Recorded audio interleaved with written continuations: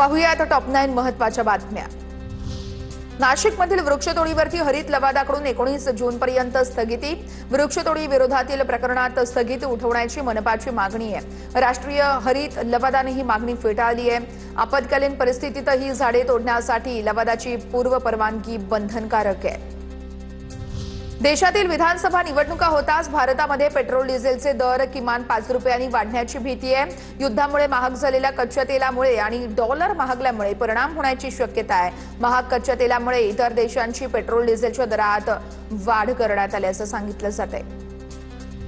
विधानसभा निवडणुका संपल्यानंतर पेट्रोल डिझेलसह इतर गोष्टींच्या किमती वाढतील। लोकसभेचे विरोधी पक्षनेते राहुल गांधी यांचं ट्विट, तर केंद्र सरकार इंधनाचे दर वाढवणार नसल्याचं एका वरिष्ठ अधिकाऱ्यानं सांगितलंय। अमेरिका-इराण युद्धामुळे विमान इंधनाचे दर वाढले आहेत। परिणामी विमान उद्योगावरती आर्थिक संकट, या समस्येवरती केंद्र सरकारनं तातडीनं दिलासा द्यावा। विमान कंपन्यांची शिखर संघटना असलेल्या फेडरेशन ऑफ इंडियन एअरलाइन्सची मागणी असल्याची माहिती आहे।